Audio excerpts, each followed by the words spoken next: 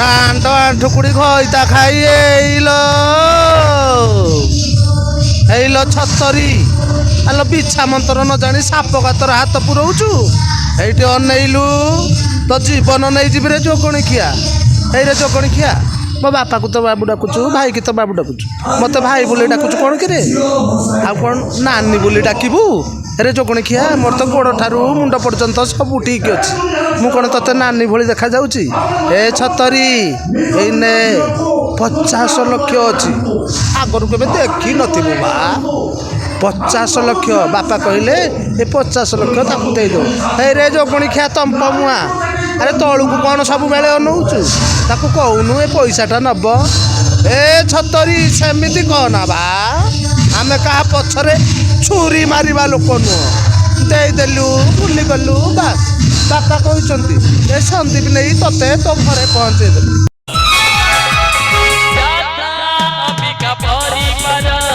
नमस्कार प्रिय दर्शक बंधु मु टिटन कुमार आपण समस्त को स्वागत करुच्ची यात्रांबिका परिवार गोटे दमदार वीडियो को। बर्तमान आम अच्छु जे कि रंगमहल कैंप्रे जो मंचस्थ कर पंडापाठ में बर्तमान आम सहित जो अतिथि अच्छा विषय जिते प्रशंसा करी कम हम। सारा ओडिशा जतर जगत में हीरो भूमिकार अनेक हृदय चिन्हती और अनेक भल पाइबा चाहूँगी। आम सहित अच्छा समस्त अतिप्रिय दीपक महांती और दीपू भाई भाई आपको प्रणाम यात्रांबिका चैनल तरफ आप स्वागत जनाऊँ। नमस्कार, जय जगन्नाथ। सार केमती अच्छा? ଆଉ ଠାକୁରଙ୍କ ଆଶୀର୍ବାଦ ଭଲ ଅଛି। ए वर्ष रंगमहल किभଳି चर्चित नाटक रही और आपण किभଳି प्रस्तुत अछंती? ए वर्ष आमर सबू नाटक भल होइछि, किंतु गोटे नियारा नाटक हर सारंकर होइछि। श्रीजुक्त हर बारिक रचना एवं निर्देशना। मु गोटे झीर बाप। एटा संपूर्ण नियारा नाटक और नाटकटी भल होइछि। मोर गोटे चरित्र मिली माने जो भुवनेश्वर गोटे गोटे अच्छा बड़ बड़ लोक सब निश रखिकी माइचिया ढंगटा थी घर भर रही रही दुनिया विषय किसी जापर से क्यारेक्टरटा से किंतु सी बाहा मन सबू मन किंतु कथबार्ता माइचिया कहीं झील दौना से रही गोटे पाठ पढ़ी घर भर माँ मरी जा मंत्री घर सान पुओ गोटे अणदेखा कर रही भाउज जाऊँगी टर्चर टर्चर कर सारा सी भल बाट को नहीं जाऊँ। तो भाउज भल बाट को नहीं जो पॉजिटिव हो बढ़िया चरित्र मो जीवन गोटे नियारा चरित्र मुझे कली बहुत हिरो करी अलग चरित्र भी बहुत करी गोटे संपूर्ण नियारा चरित्र जहाँ दर्शक को भल लगुच आशीर्वाद से जो पुण्य हाथ में गोटे गोटे करताली से आम आशीर्वाद से सारे ठाकुर आशीर्वाद बापा माँ आशीर्वाद दर्शक मान आशीर्वाद जय जगन्नाथ। दमदार चरित्र गोटे दमदार शणा पर आम आगू जा रांड ठुकुड़ी खइता खाई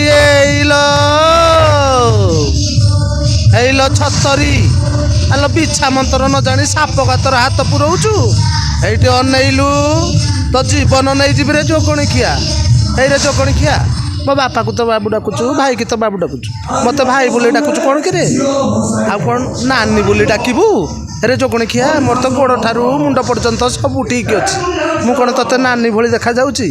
ଏ ଛତରି ଏଇନେ 50 ଲକ୍ଷ ଅଛି। ଆଗରୁ କେବେ ଦେଖିନଥିବୁ ବା। 50 ଲକ୍ଷ ବାପା କହିଲେ ଏ 50 ଲକ୍ଷ ତାକୁ ଦେଇଦେବୁ। ହେଇରେ ଯୋଗଣି ଖିଆ ତମ୍ପ ମୁଆଁ, ଆରେ ତଳକୁ କ'ଣ ସବୁବେଳେ ଅନଉଛୁ? ତାକୁ କହୁନୁ ଏ ପଇସାଟା ନେବ।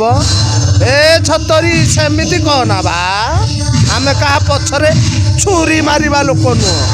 ଦେଇଦେଲୁ ଭୁଲିଗଲୁ ବାସ୍। ବାପା କହିଛନ୍ତି ଏ ସନ୍ଦୀପ ନେଇ ତତେ ତୋ ଘରେ ପହଞ୍ଚେଇଦେବୁ। ହେଇରେ ଛତରା ଯାଉନୁ, ଯା ଯା। ହେଇରେ ଯୋଗଣି ଖିଆ ତୁ ଭଲ ହେଉଛୁ ମୁଁ ଜାଣିପାରୁଛି, ତୁ ଯା ଗଲୁ ଯା ଯା। धन्यवाद सर। गोटे दमदार डायलॉग थिला। सर आपन प्रॉपर घर कौटी सर? आम घरटा हूँ भद्रक जिला वासुदेवपुर ब्लॉक बालीमेद पंचायत। और घरे सब किए अच्छे? घरे आमर सब बापा दादा खुड़ी समस्त आम जॉइंट फैमिली कम 16 जन आम रोचु एकाठी। एवं अभिनय निशाटा पिला बेलू थिला ना केबेडू आरंभ होइतिला? पिला बेलू मु पंचम श्रेणी पढ़ुली सेतबेले आमर जेतबेले शिक्षा होता गाँव सब आम पाठ पढ़ुलु सेतबेले आम गाँव किसी आम ठार बयसर बड़ हे से सब तबला ढुलकी सब शिखुले ମୁଁ ପାଠ ପଢ଼ିବାକୁ ନ ଯାଇକି ସେଠିକି ଯାଏ। ମୋତେ ଘରେ ଜାଣି ପାଠ ପଢ଼ିବାକୁ ଯାଇଛି, କିନ୍ତୁ ମୁଁ ଯାଇକି ସେଠି ସନ୍ଧ୍ୟାବେଳେ ବସିଥିବି। ସେଠି ଶିଖିକି ମୋର ତ କିଛି ନାହିଁ, ତବଲା କି ନାହିଁ କି ଢୋଲିକି ନାହିଁ, ଛାତିରେ ବଜେଇବି, ଖୁଣ୍ଟରେ ବଜେଇବି। ସିଏ ସାର୍ ତାଙ୍କୁ ଯାହା କହିବେ ମୁଁ ସେଇଟାକୁ କିନ୍ତୁ ମୋର ଛାତିରେ ଖୁଣ୍ଟରେ ହେଇଯାଏ, ତାଙ୍କର ହୁଏନି। ତାଙ୍କର ଡେରି ହୁଏ, ମୋର ସଡ଼ାକ ପଶିଯାଏ। ଆଉ ସେଇଠୁ ମୋର ତ ଇଏ ଚାଲିଲା। ଆଉ ମୁଁ ତାପରେ ଗୀତ ଗାଇଲି, ଗୀତ ତବଲା ବଜେଇଲି, ବଜେଇକି ଗାଁରେ ମେଲୋଡ଼ି ଫେଲୋଡ଼ି ଗାଇଲି। ତାପରେ ଯାତ୍ରାକୁ ପଳେଇ ଆସିଲି। ଆଉ ଯାତ୍ରାରେ ବହୁତ କଷ୍ଟ କଲା ପରେ, ବହୁତ କଷ୍ଟ କରିଛି, ସେ କଷ୍ଟ କହିହେବନି, ସମୟ ନାହିଁ। ବହୁତ କଷ୍ଟ ହେଇଛି। କଷ୍ଟ କଲା ପରେ ଯାହା ହଉ ଭଗବାନ ଆଣିକି ଏଇ ଜାଗାରେ ପହଞ୍ଚେଇଛନ୍ତି। ପ୍ରଥମେ କେଉଁ ପାର୍ଟି ଏବଂ କେଉଁ ନାଟକ ବେଶୀ ପରିଚୟ ଦେଲା? ମୋତେ ପରିଚୟ ଦେଇଥିଲା ସାତଶଙ୍ଖ ଅପେରାରେ କୁନି ନୂଆ ବୋଉ ଟିକି ଦିଅ, କିଛି ସତ କିଛି ସପନ, ମା ଗାଳି ଦାଣ୍ଡର ଧୂଳି। ସାତଶଙ୍ଖ ଅପେରାରୁ ମୁଁ ପରିଚିତ ହେଲି। ତା ପୂର୍ବରୁ ଗୋଟେ ନାଟକରେ ମୁଁ ପାଠ କରୁଥିଲି ସାହାଣୀ ଅପେରାରେ, ସାହାଣୀ ମାଷ୍ଟରଙ୍କ ଭଙ୍ଗା ସିଲଟ। ସେଟା ସମସ୍ତ ଓଡ଼ିଶାରେ ଗଳିକନ୍ଦି ଜାଣିଥିବେ। ସେଇ ନାଟକରେ ମୁଁ ପାଠ କରୁଥିଲି, କିନ୍ତୁ ସାତଶଙ୍ଖରେ ମୁଁ ପରିଚୟ ହେଲି। କୁନି ନୂଆ ବୋଉ ଟେକି ଦିଅର ହିଟ୍ ନାଟକ, ସେଇଠୁ ପରିଚୟ ହେଲି। ଜାଣିଲେ କିଛି ଲୋକ। ଏବଂ ବର୍ତ୍ତମାନ ଗୋଟେ ସଫଳ ଚେହେରା, ଯେଉଁ ସ୍ଥାନରେ ଆପଣ ଚାହୁଁଥିଲେ, ସ୍ୱପ୍ନ ଦେଖିଥିଲେ ଯେ ଗୋଟେ ଅଲଗା ଲେବୁଲକୁ ଯିବେ, ବର୍ତ୍ତମାନ ଆପଣ ସେଇ ପରିଣିତରେ ପହଞ୍ଚନ୍ତି। ତ ଏହାର ଶ୍ରେୟ କାହାକୁ ଦେବେ ଏବଂ କାହାକୁ ଗୁରୁ ମାନନ୍ତି? ମୋ ଗୁରୁ ତ ସମସ୍ତଙ୍କ ପାଖରୁ ମୁଁ ଶିଖିଛି। ସୁର ମହାନ୍ତି, ନକୁଳି ପାତ୍ର, ସାହାଣୀ ମାଷ୍ଟେ, ମୀନ କେତନ ଦାସ, ହର ପଟ୍ଟନାୟକ, ବିଜୟ ମହାନ୍ତି, କାଶ୍ୟପ ଅକ୍ଷୟ ମହାନ୍ତି, ତାପରେ ହର ବାରିକ, ଆଶୁ ମହାପାତ୍ର, ଆଶୁତୋଷ ସାରେ, ଆମର ଗୁରୁ ମିଶ୍ର, ତାପସ ସ୍ୱାଇଁ, ବିନୋଦ ସାରେ, ଏମିତି ବହୁତ ଗୁରୁଙ୍କ ସମସ୍ତେ ତ ଗୁରୁ ନା। ସମସ୍ତଙ୍କ ପାଖରୁ କିଛି ବି ଶିଖିଛି। ସମସ୍ତଙ୍କର ଅଲଗା ଅଲଗା ଥଟ୍ ସବୁ ଅଲଗା ଅଲଗା। ତାଙ୍କ ପାଖରୁ ସମସ୍ତଙ୍କ ପାଖରୁ କିଛିଟା ଗ୍ରହଣ କରିଛି। ଆଉ ପ୍ରଥମେ ଯାତ୍ରାକୁ ଯେତେବେଳେ ଆସିଲେ ଘରେ ସପୋର୍ଟ କରୁଥିଲେ କି? ଘରେ ସପୋର୍ଟ କରୁନଥିଲେ, ମୁଁ ଲୁଚିକି ଆସିଥିଲି। ପ୍ରଥମେ ମୋର ଯାତ୍ରା ଲୁଚିକି ଆସିବା ଆମ ବାସୁଦେବପୁରର ତ୍ରିନାଥଗଡ଼ ନାଟ୍ୟ ପଡ଼ିଥିଲା, ମୁଁ ସେଇଠିକି ଲୁଚିକି ଆସିଥିଲି। ତାପରେ ମୁଁ ସେତେବେଳେ ଯେଉଁ ଘାସକୁ ଛୋଟ ମିଣାଙ୍ଗ ମୋଟ, ମୁଁ ନା ଡ୍ୟାନ୍ସ କରିପାରିବି ନା ପାଠ କରିବି, ମୋତେ ରଖିଲେନି।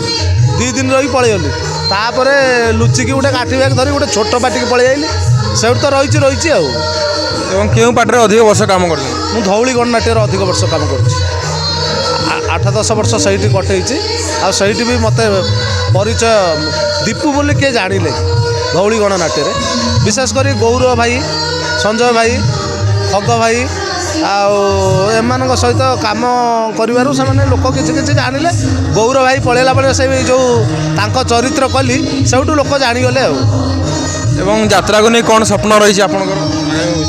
ଯାତ୍ରା ସ୍ୱପ୍ନ ସେମିତି ତ ମଣିଷ ବହୁତ ସ୍ୱପ୍ନ ଦେଖେ, କିନ୍ତୁ ତା ସବୁ ସଫଳ ହୁଏନି। ଭଗବାନ ଯେଉଁଟା ଚାହାନ୍ତି ସେଇଟା ହୁଏ। ମୋର ଗୋଟେ ନିଶା, ମୁଁ ଗୋଟେ ଭଲ ଆର୍ଟିଷ୍ଟ ହେବି। ମାନେ ମରିବା ପର୍ଯ୍ୟନ୍ତ ଗୋଟେ କଳାକାର ଶିଖିବାର ଅଛି। ତେଣୁ ମୁଁ ଗୋଟେ ଅଲରାଉଣ୍ଡର ହେବି। ମାନେ ସେ ମାଇଚିଆ ଦିଅନ୍ତୁ କରିବି, କମେଡ଼ି ଦିଅନ୍ତୁ କରିବି, ହିରୋ କରିବି, ଭିଲିଆନ୍ କରିବି, ଏଇଟା ସବୁଟା ଶିଖିବାର ଅଛି। ଶିଖିବାଟା ସରୁନି, ଆଉ ମରିବା ପର୍ଯ୍ୟନ୍ତ ବି ସରିପାରିବନି। ସେ ତ ଗୁରୁଙ୍କ ନିର୍ଦ୍ଦେଶ। ଗୁରୁ କହିଥିଲେ ଆମେ ତ ଶିଖୁଛୁ ଏବେ ବି, ଆଉ ଆମେ ଛାତ୍ର ହେଇକି କ'ଣ ଆଉ ଶିଖିବା ସରିବ। ଏବଂ କେଉଁ ଡାଇରେକ୍ଟରଙ୍କ ସହିତ ଅଧିକ କାମ କରିକି ଆପଣଙ୍କୁ ପସନ୍ଦ ଲାଗିଛି? ସବୁ ଡାଇରେକ୍ଟରଙ୍କ କାର୍ଯ୍ୟ ଅଲଗା ଅଲଗା, ସମସ୍ତଙ୍କର ପସନ୍ଦ ଲାଗେ। ସମସ୍ତଙ୍କର ବର୍ଣ୍ଣ କ୍ୱାଲିଟି କିଛି କିଛି ଅଛି, କାହାକୁ ଆମେ ଖରାପ କହିପାରିବାନି। ସମସ୍ତଙ୍କର କିଛି ନା କିଛି ସ୍ୱତନ୍ତ୍ରତା ଅଛି, ନହେଲେ ସେମାନେ ଖାଲି ଡାଇରେକ୍ଟର ହେଇଛନ୍ତି। ଆମେ ବିଭିନ୍ନ ପ୍ରକାର ମସଲା ତାଙ୍କ ପାଖରୁ ପାଉଛୁ। ଯେମିତି ଆମର ଗୋଟେ ମାଂସ ତରକାରୀ କଲେ, କିଏ କେଉଁ ପୂଜାରୀ ବି ଖାଲି ଗୋଲମରିଚ କାଶ୍ମୀରୀ ପକଉ ନାହିଁ, ଗୋଲମରିଚ ଅଦା ରସୁଣରେ ମାଂସ ତିଆରି କରିଦେଉଛି।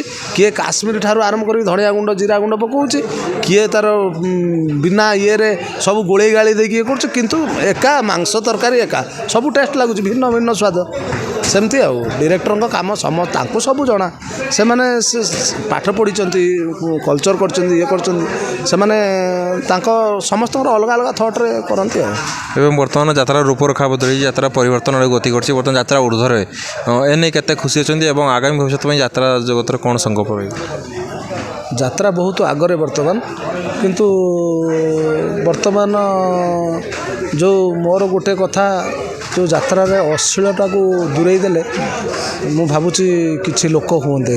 କାହିଁକି ନା ଯେଉଁଟା ମୁଁ ସାତଶଙ୍ଖ ପାଟିରେ ଥିଲାବେଳେ ମୋତେ ସୁର ବାବୁ କହିଥିଲେ ଗୋଟେ କଥା, ମୁଁ ଗୁରୁ ଜ୍ଞାନ କରିଥିଲି, ମନେ ରଖିଛି, ଏବେ ବି ଅନୁଭବ କରୁଛି। ଯେ ଯେଉଁ ପାର୍ଟିରେ ଅଶ୍ଳୀଳ ରହିବ ସେ ପାର୍ଟିରେ ବାପ ଝିଅ ମା ଭଉଣୀ ଆସିବେନି। ଧର ଗୋଟେ ଆପଣଙ୍କର ଗୋଟେ ଟିପି ଟିପି ବର୍ଷା ପାଣି ଆଇଦର ମୁଁ କହୁଛି ଗୋଟେ ହେଉଛି ଯେଉଁ ଡ୍ୟାନ୍ସ ହେଉଛି ସେ ଏଠି ବାପ ବସିଥିବେ ଝିଅ ବସିଥିବେ ମା ବସିଥିବେ ପୁଅ ବସିଥିବେ ସେମାନଙ୍କର ଫିଲିଙ୍ଗସ୍ କ'ଣ ଆସିବ। ଗୋଟେ ଯାତ୍ରାରେ ଗୋଟେ ରେପ୍ ସିନ୍ ହେଉଛି ଆଗରୁ ସାତଶଙ୍ଖ ପାର୍ଟିରେ ସିଏ ରେପ୍ ସିନ୍ ମାନେ ଭିନ୍ନ ଧରଣର ଏଠି ଗୋଟା ତଡ଼ା ଚଢ଼ା ଚଢ଼ି ସିଏ ଯେଉଁ ହେଉଛି ସେଠି ବାପ ଝିଅ ମା ପୁଅ ବସିଥିବେ ସେମାନଙ୍କ ଭିତରେ ଫିଲିଙ୍ଗସ୍ କ'ଣ ତା ପରଦିନ ଆଉ ଆସିବେ। ତେଣୁ ଦର୍ଶକ ସେଇଥିପାଇଁ କମୁଛନ୍ତି। କିନ୍ତୁ ମୁଁ ଗୋଟିଏ ପାର୍ଟି ଦେଖେ ସାତଶଙ୍ଖ ମୁଁ ଯେତେବେଳେ ରହିଲି କିଛି ଦିନ 2-4 ବର୍ଷ ରହିଲି ତାପରେ ତ ଭାଙ୍ଗିଗଲା। ସେତେବେଳେ ସିଏ ତାଙ୍କ ନାଟକଟା ଏମିତି ହେଇଥିଲା ମାନେ ଲୋକ ମୁଁ ଦେଖିଛି କେଉଁ ପାର୍ଟିକି ଯିବେନି କିନ୍ତୁ ସାତଶଙ୍ଖର ଆଗ ହାଉସଫୁଲ୍ ହେଇଯିବେ। ତା ନାଟକଟା ଏମିତି ଷ୍ଟ୍ରଙ୍ଗ ଆଉ ତା ନାଟକ ସାତଶଙ୍ଖ ପାର୍ଟି ଯାଇଛି ମାନେ ଫ୍ୟାମିଲି ଆସିବାଟା ଥୟ।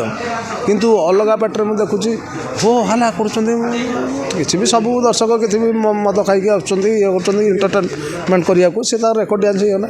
କିନ୍ତୁ ସିଏ ଗୋଟେ ପାର୍ଟିରେ ଫାଷ୍ଟରୁ ଯେତିକି ବସିଥିବେ ଲାଷ୍ଟରୁ ସେତିକି ଉଠିବେ। ସିଏ ଗୋଟେ ସ୍ୱତନ୍ତ୍ର ତାଙ୍କର ନାଟକ। ମୁଁ ଆଉ 2 ଖଣ୍ଡ ପାଇଥିଲି ନାଟକ ଗୋଟେ ବଡ଼ ଦାଣ୍ଡରେ ଭିକାରୀ ଆଶୁ ସାର୍ କରିଥିଲେ ଏଇ ରଙ୍ଗମହଲରେ। ସିଏ ନାଟକରେ ଫାଷ୍ଟରୁ ଯେତିକି ବସିଥିବେ ଲାଷ୍ଟରୁ ସେତିକି ଉଠିବେ। ଆଉ ଗୋଟେ ଏ ବର୍ଷ ହେଉଛି ମୁଁ ଗୋଟେ ଝିଅର ବାପ ସେ ନାଟକ ଫାଷ୍ଟରୁ ଯେତିକି ବସିଥିବେ ଲାଷ୍ଟରୁ ସେତିକି ଉଠିବେ। ମଝିରେ ଆଉ କେହି ଉଠି ପାରିବେନି ବାଦାମ କିଣିବାକୁ। ନାଟକର ଏଡ଼ିଟିଂଟା ଏତେ ବଢ଼ିଆ ଏତେ ସ୍ୱତନ୍ତ୍ରତା। ଆଉ ତ ସବୁ ନାଟକ ହିଟ୍ ହେଇଛି ବହୁତ ହିଟ୍ ହେଇଛି। ଆମର ତାପସ ସାର୍ଙ୍କର ହେଇଛି ଗୁପ୍ତ ସମ୍ପର୍କ ହିଟ୍ ହେଇଛି ବହୁତ ସବୁ ଡାଇରେକ୍ଟରଙ୍କର ନାଟକ ହିଟ୍ ହେଇଛି। କିନ୍ତୁ ବହୁତ କିନ୍ତୁ ଏଇ ମୋ ଅଭିଜ୍ଞତାରେ ଯେତିକି ଏଇ 2 ଖଣ୍ଡ ନାଟକରେ ମୁଁ କରିଛି ଅଲଗା ସବୁ କରିଛି କିନ୍ତୁ ଏଇଥିରେ ମୁଁ ଆଶ୍ଚର୍ଯ୍ୟ ହୁଏ ଅଲଗା ନାଟକରେ ତ ପୁରା ବାରଣା ବେଳକୁ ନାଟକ ଚତୁର୍ଥ ଅଙ୍କ ବେଳକୁ କିଛି ଲୋକ ଉଠି ଯାଇଥାନ୍ତି। ଏଇ ନାଟକରେ କ'ଣ ବସିକି ରହୁଛନ୍ତି ମୁଁ ନିଜେ ଭାବେ କାହାକୁ କହିପାରିନି କ'ଣ ମୁଁ ବସିକି ଦେଖିଲେ ବଟ୍ ମୁଁ ଜାଣିପାରେ ଯେ ତାଙ୍କର ମୁଖ୍ୟ ହେଉଛି ଏଡ଼ିଟିଂଟା ଠିକ୍ସେ ହେଇଛି ଆଉ ଠିକ୍ସେ ସଂଳାପ ଦିଆହେଇଛି ଯାହାଦ୍ୱାରା କି ଦର୍ଶକଙ୍କ ମନକୁ ଛୁଇଁ ପାରୁଛି ସେଇଥିପାଇଁ ସେ ବସିକି ରହୁଛନ୍ତି। ଏବଂ ବର୍ତ୍ତମାନ ଯେଉଁ ନାଟକ ରହିଛି ମାନେ ଆଗର ଲେଖନୀ ସହିତ ବର୍ତ୍ତମାନ ସେ ଲେଖନୀଆ ମିଳୁନି ଯାହାଦ୍ୱାରା ଦର୍ଶକମାନେ ଧୀରେ ଧୀରେ ମୁହଁ ଫେରାଉଛନ୍ତି। ଏବଂ ଦର୍ଶକମାନେ ଯଦି ଆଗରୁ ଆପଣଙ୍କୁ ଯେଉଁ ଭୂମିକାରେ ଦେଖୁଥିଲେ କେବେ ଏମିତି ଫିଲ୍ ହୁଏନି ଯେ ମୋତେ ପ୍ରପର୍ ଯେଉଁ ରୋଲ୍ ଦରକାର ଯେଉଁ ଦର୍ଶକ ଚାହୁଁଛନ୍ତି ତାହା ମୁଁ ଦେଇପାରୁନି। ବର୍ତ୍ତମାନ ଯୁଗ ଚେଞ୍ଜ ହେଇଯାଇଛି। ଆପଣ ଦେଖନ୍ତୁ ଜଣେ ଭଲ ପ୍ୟାଣ୍ଟ ସାର୍ଟ ପିନ୍ଧିକି ଯାଉଥିବ ରାସ୍ତାରେ ତାକୁ କେହି ଅନେଇବେନି। କିନ୍ତୁ ଜଣେ ସେଇଠି ଟିକେ ଗୋଟେ ଚିରା ପ୍ୟାଣ୍ଟ ପିନ୍ଧୁ ଆଣ୍ଠୁ ଚିରି ହେଇଥିବ ପିଚା ଖଣ୍ଡେ ଚିରି ହେଇଥିବ ଗୋଟେ ଷ୍ଟାଇଲ୍ ପ୍ୟାଣ୍ଟ ଯେଉଁ ପିନ୍ଧୁଛନ୍ତି ଝାଲିର ମାଲିର ଲାଗିଥିବ ତାକୁ ଅନେଇବେ ଏଇ କିଏ ଗୋଟେ ଯାଉଛି ହସିଦେବେ ନହେଲେ ତ ତାଳି ମାରିବେ ତାକୁ ଅନେଇକି ରହିଯିବେ। ତେଣୁ ତାଙ୍କର ଭାଉ ବେଶୀ ଯେ କରେପ୍ଟେଡ଼ ହେଇଲା ତାଙ୍କର ଭାଉଟା ବେଶୀ ହେଲା। ବର୍ତ୍ତମାନ ଯୁଗ ପରିବର୍ତ୍ତନ ହେଇଛି ତେଣୁ ଯୁଗ ସହିତ ତାଳ ଦେଇକି ଚାଲିବାକୁ ପଡ଼ିବ। କିନ୍ତୁ ସେଇଥିପାଇଁ ଆଗ ନାଟକ ନାହିଁ ଆଗ ଲେଖା ନାହିଁ ବୋଲି ଦର୍ଶକ ମୁହଁକୁ ଫେରାଉଛନ୍ତି। ଏବେ ବି ଦର୍ଶକ ଅଛନ୍ତି ଯେଉଁ ଗତ କ୍ୟାମ୍ପରେ ଯାତ୍ରା କଲୁ ସେ କିଛି ଅଛନ୍ତି ଦର୍ଶକ ତାଙ୍କର ଯାହା କଥାବାର୍ତ୍ତାରୁ ମୁଁ ଦେଖିଲି ସେମାନେ ପୁରୁଣାକୁ ହିଁ ଖୋଜୁଛନ୍ତି। ବର୍ତ୍ତମାନ ସିଏ ଯେଉଁ ଅନ୍ତ ସାର୍ ଯେଉଁ ଲେଖୁଥିଲେ ସେ ଲେଖା କାହିଁ ସେ ହର ସାର୍ ଲେଖିଥିଲେ ସେ ଏଟା କାହିଁ ସେ ଏମିତି ଖୋଜୁଛନ୍ତି ବହୁତ ନାଟକ ଖୋଜୁଛନ୍ତି କିନ୍ତୁ ସେ ତାଙ୍କୁ ମିଳୁନି। ଏବେ ସବୁ ନୂଆ ବାହାରିଲେ ସେମାନେ କିଛି ଦିନ ଲେଖିଲେ ତାଙ୍କର ବି ଇଏ ହେଇଯିବ। ସମସ୍ତେ ତ ମା ପେଟରୁ ଶିଖିକି ଆସନ୍ତିନି ତାପରେ ଏଇଠି ଶିଖିବା ଅଛି ଶିଖିଲେ ଆସ୍ତେ ଆସ୍ତେ ହେଇଯିବ। ନୂଆ ମାନେ ବାହାରୁଛନ୍ତି ଆଉ ସେମାନେ ଆଉ କ'ଣ ହଠାତ୍ ଆଉ ସମସ୍ତେ ଅନ୍ତଉଜା ହେଇଯିବେ ନା ହରବାଦିକ ହେଇଯିବେ ନା କୈଳାସ ମଲ୍ଲିକ ହେଇଯିବେ ନା ଆମର ଇଞ୍ଜିନିୟର କିଶୋର ମହାପାତ୍ର ହେଇଯିବେ ନା ଆଶୁ ସାର୍ ହେଇଯିବେ ଆଶୁତୋଷ ସାର୍ ହେଇଯିବେ ନା କ'ଣ ସମସ୍ତେ ହେଇପାରିବେ। ଚାଲିଛି ବର୍ତ୍ତମାନ ଗୋଟେ ରାଇଟର 6ଟା 7ଟା ପାର୍ଟିରେ କରିଦେଉଛନ୍ତି ନାଟକ। କିନ୍ତୁ ସେତେବେଳେ ଜଣେ ରାଇଟର ଗୋଟେ ନାଟକକୁ ଯାଉଥିଲା ମାସେ ଭିତରେ ଚିନ୍ତା କରିକି ଲେଖୁଥିଲେ ଯେଉଁ ନାଟକଟି 7 ବର୍ଷ 8 ବର୍ଷ ଗୋଟେ ପାର୍ଟିରେ ଚାଲୁଥିଲା। ସେତେବେଳେ 6 ଦିନର ଚିନ୍ତା କରିବା ଆଉ ମାସରେ ଚିନ୍ତା କରିବା ତା ଭିତରେ ଆକାଶ ପାତାଳ ପ୍ରଭେଦ ନାହିଁ। ଜଣେ 25 ବର୍ଷର ଅଭିଜ୍ଞତା ଜଣେ 6 ବର୍ଷର ଅଭିଜ୍ଞତା ଆକାଶ ପାତାଳ ପ୍ରଭେଦ ନାହିଁ। ତେଣୁ ସେମିତି ଆଗରୁ ଗୋଟେ ନାଟକ ଯାଉଥିଲା ମାସେ ଚିନ୍ତା କଲା ପରେ ସେ ଲେଖୁଥିଲେ ହର ସାର୍ ହୁଅନ୍ତୁ ସେ ଅନ୍ତ ସାର୍ ହୁଅନ୍ତୁ ସେମାନେ ମାସ ଚିନ୍ତା କରିକି ଲେଖୁଥିଲେ। ବଡ଼ ଜୋର 2 ଖଣ୍ଡରୁ 3 ଖଣ୍ଡ ନାଟକ ଦେବେ ସେ ବର୍ଷକୁ 3 ଖଣ୍ଡ ନୁହଁ 2 ଖଣ୍ଡ ଆଉ ସେ 2 ଖଣ୍ଡ ହିଁ ଯେଉଁ ପାର୍ଟି ନେବେ ସେ 7 ବର୍ଷ 8 ବର୍ଷ ପକେଇକି ରଖିଲେ ସେ ନାଟକ ଏତେ ସୁପର। ଆଉ ବର୍ତ୍ତମାନ ତ 6 ଦିନରେ ଚିନ୍ତା କରିକି ଯାହା ଲେଖିବା ବର୍ତ୍ତମାନ ହେଇଗଲେଣି ଇଏ 30 ଲକ୍ଷ ନେଉଛି ଏଇ ତାରି ପୁରେ ଲେଖ ସେ ଆଉ ଯାହା ପାଖରେ ଯେତେ ଟ୍ୟାଲେଣ୍ଟ ଥାଉ ସିଏ ତାକୁ ପଚାରିବେନି। ସିଏ 50 ଲକ୍ଷ ନେଲାଣି ତା ସିଏ ବରଂ ଖନା ହେଇଥାଉ 50 ଲକ୍ଷ ନେଉଛି ମାନେ ତାପରେ ନାହିଁ ସେ କଥା କହି ପଡ଼ିନଥାଉ। ବୁଝିପାରୁଛନ୍ତି ନା? ତେଣୁ ଯୁଗ ହେଇଗଲାଣି ସେଇଆ ଭାଇ ଏଠି କହିଲେ ଆଲୋ ସଖୀ ଆପଣା ମହତ ଆପେ ରଖି। ତେଣୁ କହିଲେ ବି କିଛି ଲାଭ ହେବନି କାରଣ ସମସ୍ତେ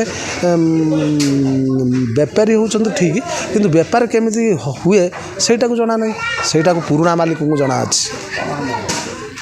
ନାଟକ ଭଲ ହେଲେ ସବୁ ଭଲ ହେବ। ତେଣୁ ସବୁ ଭଲ ହେବା ଦରକାର। ଆଉ ବର୍ତ୍ତମାନ ତ ମେଲୋଡ଼ି ଡ୍ୟାନ୍ସକୁ ଗୁରୁତ୍ୱ ଦେଇଛନ୍ତି। ଆଉ ତାପରେ ଯାହା ହେବ ଆଉ ଯାତ୍ରା ସଂସ୍ଥା ଆଉ କ'ଣ କହିବେ ଆପଣମାନେ ଆଉ ଜାଣୁନାହାନ୍ତି ନା ଦେଖୁନାହାନ୍ତି। ଆମେ ଏବଂ ପରିସରରେ ଯେଉଁମାନେ ଯାତ୍ରା ଦେଖିବା ପାଇଁ ଆସିବେ ରଙ୍ଗମହଲକୁ ଏ ବର୍ଷ ପାଇଁ ନୂଆ ନୂଆ ଉପରେ ତାଙ୍କ ପାଇଁ କ'ଣ କହିବେ ଆଉ ଆପଣଙ୍କୁ ଭଲ ପାଉଥିବା ଅଗଣିତ ଯାତ୍ରା ପାଇଁ ଦର୍ଶକ କ'ଣ ବାର୍ତ୍ତା ଦେବେ ପରିସରରେ?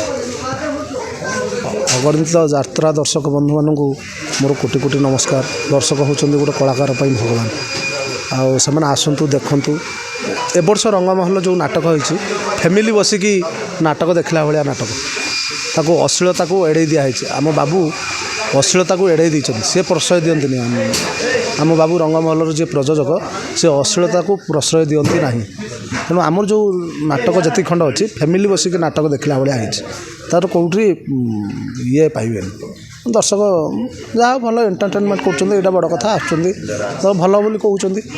ତାପରେ କେତେ ଦୂର କ'ଣ ସେଇଟା ଈଶ୍ୱରଙ୍କ ହାତରେ କଥା ଆଉ। ଧନ୍ୟବାଦ ସାର୍। ଜୟ ଜଗନ୍ନାଥ। ଜୟ ଜଗନ୍ନାଥ।